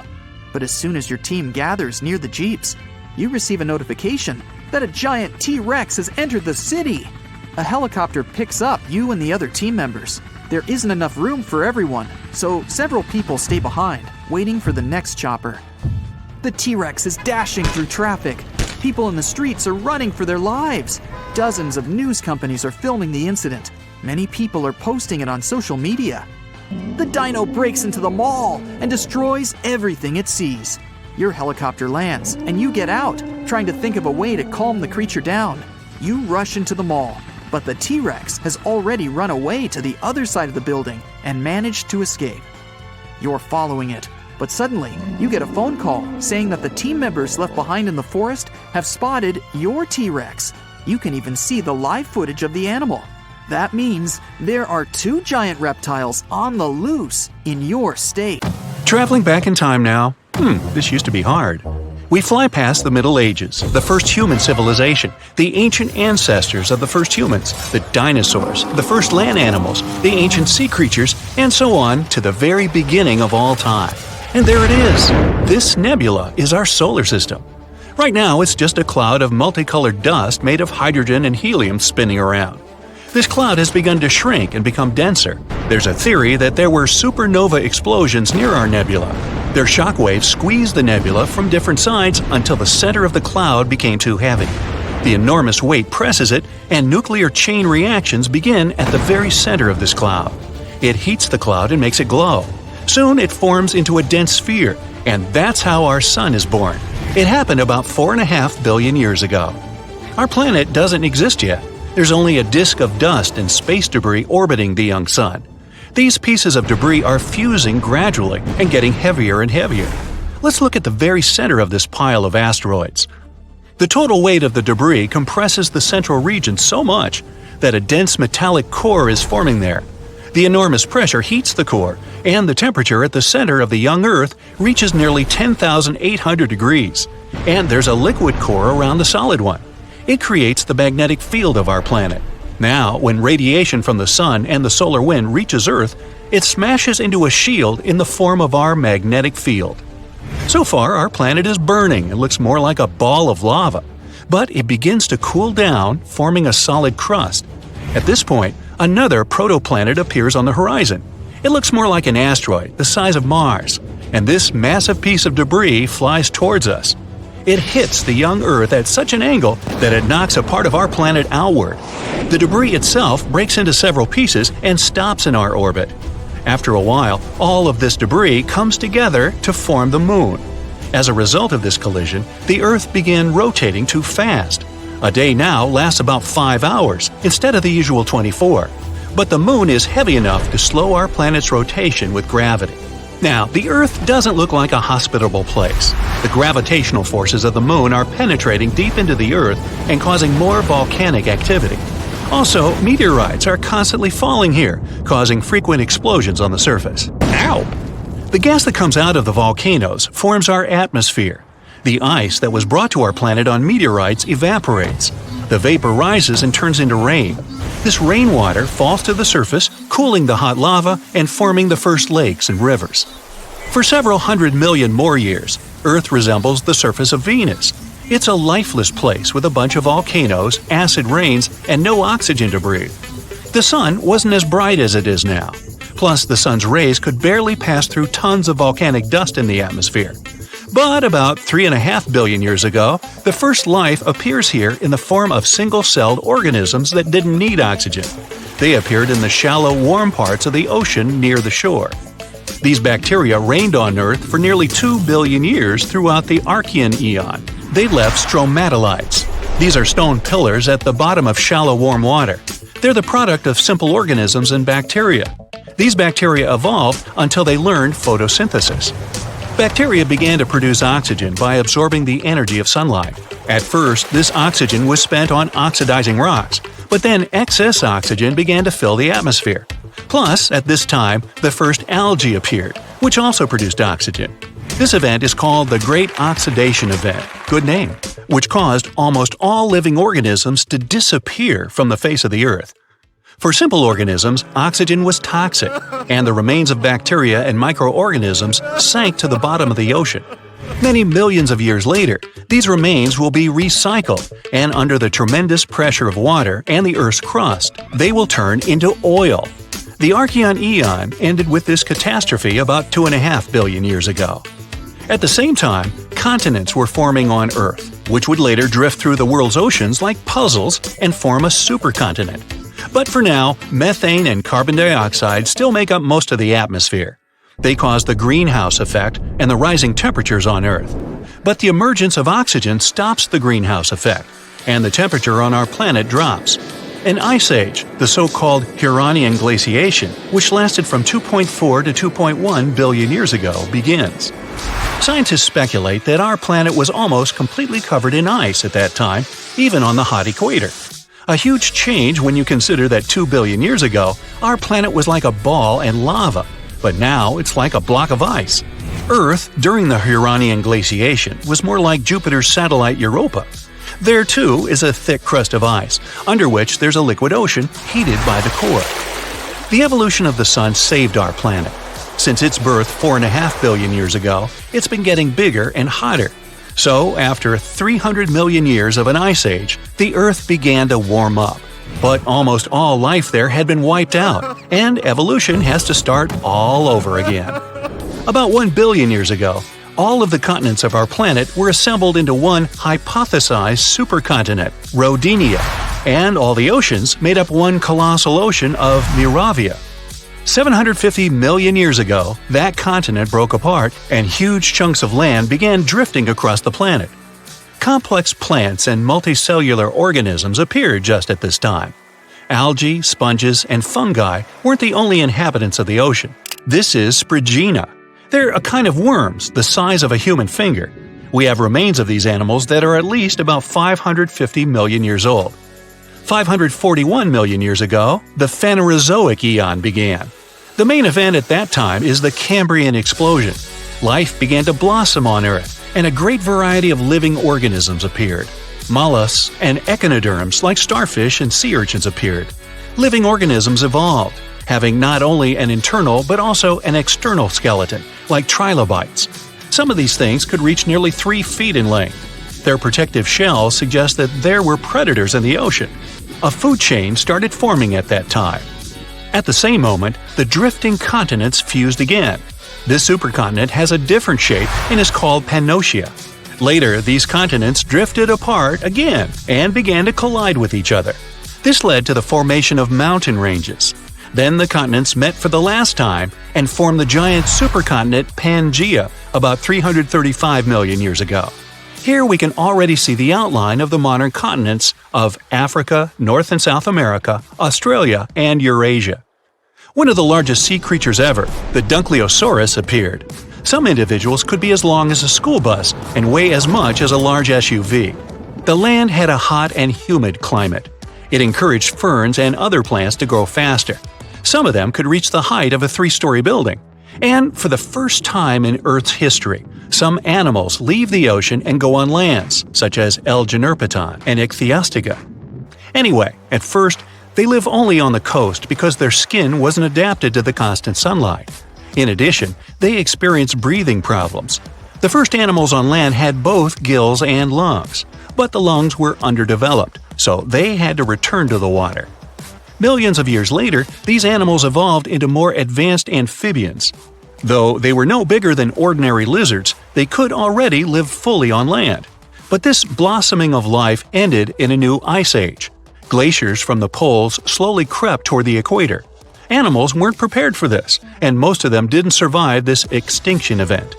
But 290 million years ago, evolution retook hold and more evolved land animals began to appear. Gradually, they increased in size, multiplied, and gave birth to a new species like Scutosaurus and Gorgonopsis. But this period didn't last long either. Only 40 million years later, as a result of unknown events, 95% of all living organisms on Earth ceased to exist. It could have been caused by a giant meteorite or by increased volcanic activity. Also, one hypothesis says it could have been the release of methane from the bottom of the ocean. The Mesozoic era began after this extinction. This is where the dinosaurs, as we know them, appeared and started a new page in Earth's history. Big herds of dinosaurs run through the forest. The temperature rises rapidly, and everything behind them begins to ignite.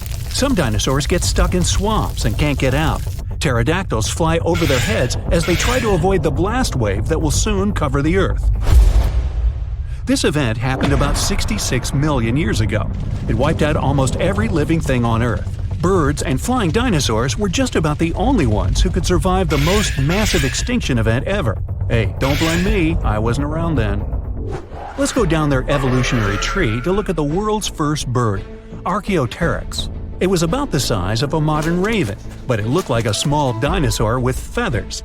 It had many small conical teeth, almost like alligators. It's because Archaeopteryx was closer to reptiles than to birds. However, its brain was 3 times larger than that of these reptiles. Although it had wings with feathers, it could hardly fly like modern birds. Its shoulder joints didn't allow it to lift its wings above its back, so it couldn't make a full wing beat.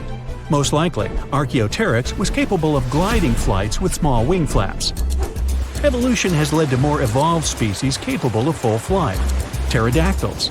These guys had no feathers, but membranes made of skin and muscle. Its wingspan was about the length of a human leg. It could fly perfectly and catch fish and small animals. Although flying dinosaurs could easily outrun terrestrial predators like velociraptors and T-Rexes, most of them didn't make it through the impact of a giant meteorite. Let's look at this event step by step to see how they got to our time. 10 minutes before the meteorite crash. A massive rock about the size of Manhattan Island is moving towards Earth in space. It weighs 460 trillion tons. That's like 3 trillion blue whales, the heaviest mammals that ever lived on Earth. and it's approaching our planet at 12 miles per second. At that speed, it could cross the Atlantic Ocean in just 4.5 minutes. That's twice as fast as our modern spacecraft could fly. 5 seconds before the meteorite crash. Ooh, this is getting tense. The Earth's gravitational force continues to pull the giant meteorite. It blows a hole in our atmosphere and creates a popping sound so loud you could hear it on the other side of our planet. All the animals on our planet wake up in a panic. They lift their heads up and see a huge rock that begins to burn through the air. Smaller fragments start to break away from the main meteorite. This fire is so bright that it shines almost like the sun. Flying dinosaurs and other ancestors of modern birds are the first to sense danger. They make a beeline to the sky and try to fly as far away from the impact site as possible to save their lives. The moment of impact. The colossal mass and velocity of the meteorite give it an enormous amount of energy. As soon as it touches the Earth, it causes an explosion of 150 trillion tons of TNT. The blast wave literally rips out chunks of our planet and throws them up. A huge wall of energy begins to move from the point of impact in all directions. It snatches the trees out with their roots and pushes them to the ground like dominoes. The shockwave completely wraps around our planet. This energy turns into heat. Everything around the impact site begins to ignite. Green jungles and trees turn into smoldering charcoal in seconds. The ground and rocks simply evaporate. The collision caused a massive earthquake. Some dinosaurs may have fallen into cracks that appeared in the ground. A strong earthquake caused a tsunami, with waves higher than the Empire State Building. Dinosaurs that weren't trapped in the burning forest were washed away by the enormous waves. The dinosaurs of North America tried to escape by running to the north, but the blast wave inevitably catches up with them. Flying dinosaurs have no problem with earthquakes or tsunamis. They fly high enough to avoid the giant waves, but they will have to contend with continuously falling meteorite debris. 5 minutes after the meteorite crash.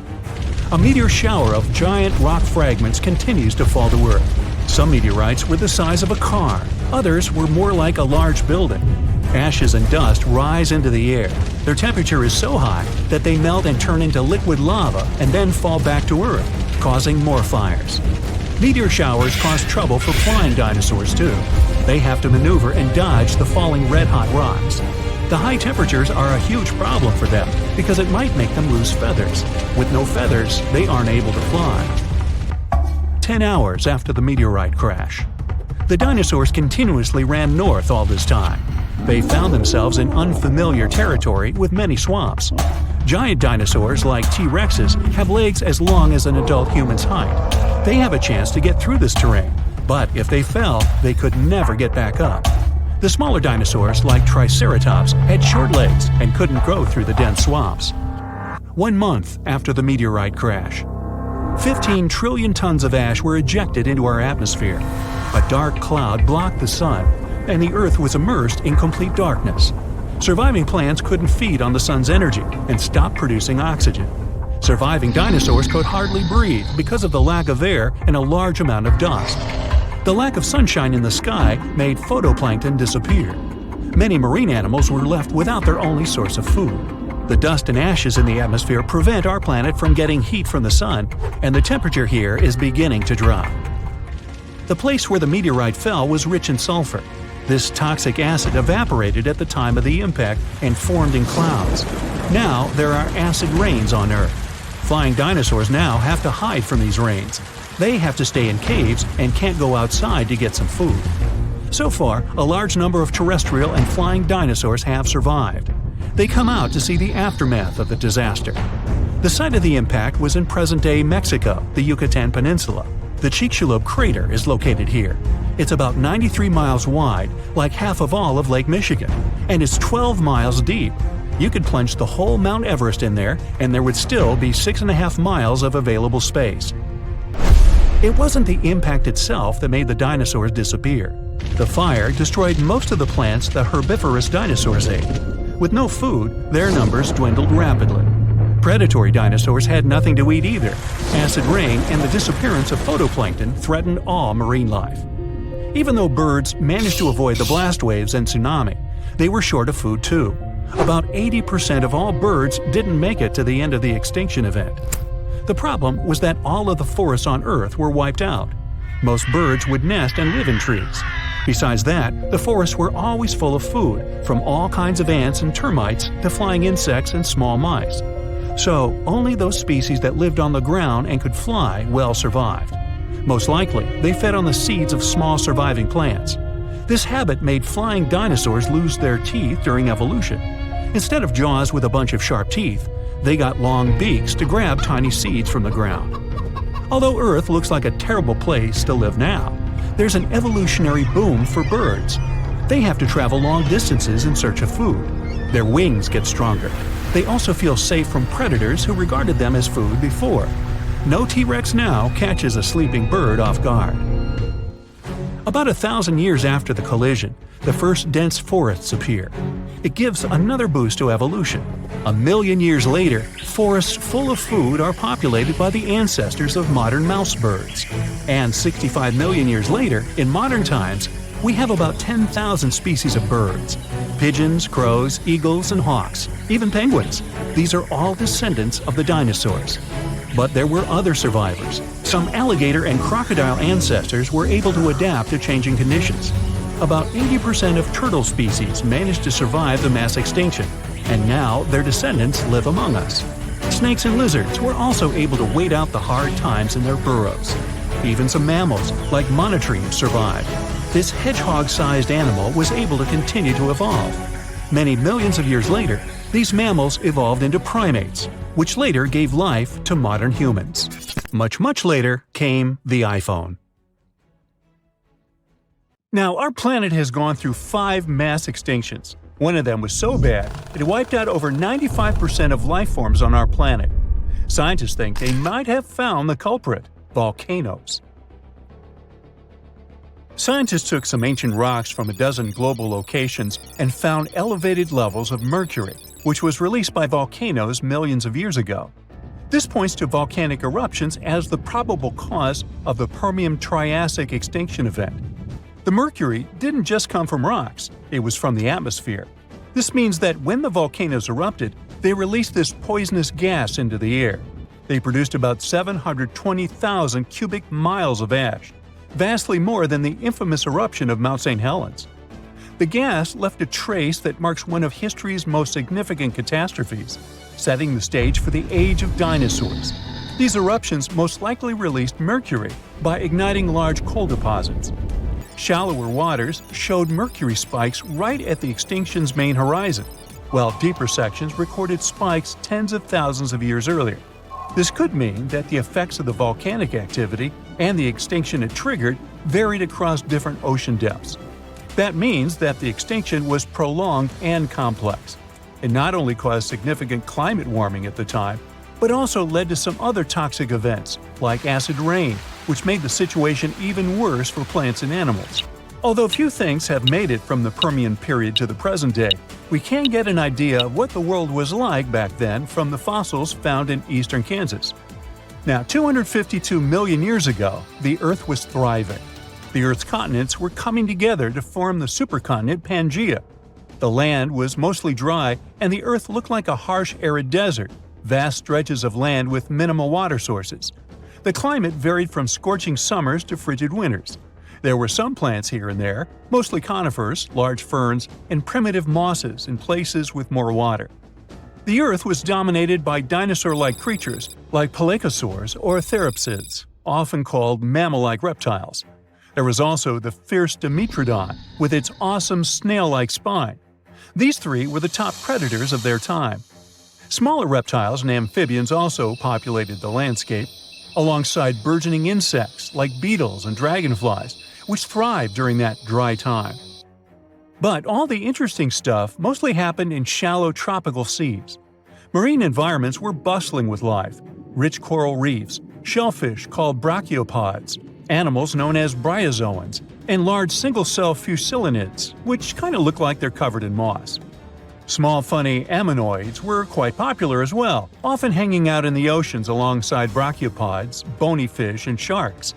Creepy trilobites, ancient marine creatures that first appeared 500 million years ago in the Cambrian period, but then persisted up to the Permian period. Trilobites were very diverse, active predators to scavengers or plankton eaters. However, almost all these beautiful creatures were about to disappear during the Permian Triassic extinction. Now, this extinction was truly ruthless. More than two-thirds of amphibian and reptile species disappeared, and nearly one-third of all insect species were wiped out. Usually, the insects are resilient survivors, which shows how catastrophic this event was. Among these extinct animals was the terrifying Megaraptor, a giant dragonfly with a wingspan of nearly 2.5 feet, once found in central Kansas near Elmo. This place is famous for its rich collection of Permian insect fossils, including ancient crickets and cockroaches. For a while, it was a mystery what exactly happened. Theories range from a massive asteroid strike and natural pollutants choking the oceans of oxygen to dust clouds, to cosmic volcanic eruptions blocking the sun and cooling the planet. There was evidence for each of these scenarios, but the recent discovery points to the volcanoes theory after all. There's also a possibility that the reason wasn't just the volcanoes. NASA-funded researchers have recently uncovered what might be the fingerprints of this ancient perpetrator, or at least one of its accomplices. By investigating rocks around the globe, they've found evidence pointing to a massive asteroid strike as a possible culprit. They found unusual molecules shaped like soccer balls, known as fullerenes. These molecules contain rare gases that usually come from space. This suggests that an enormous space rock, perhaps as large as Mount Everest, crashed into the Earth, contributing to extinction. There seems like there might have been a series of catastrophic events. The volcanoes were spewing vast quantities of lava and gas that altered the climate, Pangaea was forming and disrupting weather and ocean patterns, and an asteroid decided to join in as the cherry on top. Lucky for us, nature is super persistent and always finds its way to be reborn. This just proves how resilient the Earth is. Now, what's interesting is this wasn't the only time that happened. The late Devonian extinction, which happened around 360 million years ago, is also tied to volcanic activity. Volcanic eruptions and the proliferation of land plants could have altered the nutrients flowing into the oceans. The Triassic-Jurassic extinction, which happened around 200 million years ago, a bit before the dinosaurs, might have also been a result of a volcanoes plus asteroid impact combo. And finally, about 66 million years ago, the last dramatic shift happened on Earth. Our planet went from the age of dinosaurs to the age of mammals. This momentous change is known as the KPG extinction. Just like the Permian extinction, it was a sudden event that ushered in new forms of life. And, once again, there are two major theories about what happened. The most popular theory tells us that the dinosaurs disappeared because of a massive asteroid. The Chicxulub meteorite smashed into present-day southern Mexico, creating the Chicxulub crater. The meteor was about 6 miles wide and hurtling towards Earth at incredible speeds. The impact was so powerful that it vaporized everything nearby instantly and released more energy than any other event in a billion years. The aftermath was catastrophic. Earthquakes shook the continents, and the ground itself heaved like a stormy sea. As the dust thrown up by the asteroid settled, it fell back to Earth like rain, heating up the atmosphere so much that forests worldwide burst into flames. Not far behind was a gigantic tsunami, stirred up by the ocean floor's upheaval, which swamped coastlines near the Gulf of Mexico. Not all dinosaurs perished immediately. In places like New Zealand, some dinosaur populations survived initially. However, a dark, ash-filled sky eventually covered the globe, blocking out the sun and plunging the world into cold and darkness. The long-term effect of the asteroid is what really sealed the fate for dinosaurs. Without sunlight, the food chain collapsed rapidly. Herbivores slowly disappeared, followed by the carnivores that depended on them, and the ash settling back to the Earth exacerbated the environmental upheaval, with fluctuating temperatures making survival tough. But there's another theory that says that, like with the Permian extinction, the asteroid was just the cherry on top. The dinosaur extinction was inevitable because of the volcanoes. Around 1 million years before the dinosaurs' demise, massive volcanic activity began under where India is today. This event created the Deccan Traps, a vast plateau formed from layers of lava that covered an area as large as France. For hundreds of thousands of years, these volcanoes spewed sulfur dioxide and carbon dioxide into the atmosphere. This turned the skies dark and the rain acidic, poisoning food sources and turning oceans into toxic baths. These changes were gradual but relentless, stressing ecosystems, breaking food chains, and leading to a slow but steady decline in many species, including the dinosaurs. Although it's not certain which theory is true, scientists now think that both were equally to blame. Maybe one day we'll have a clear picture of how the reign of the dinosaurs came to such an abrupt end.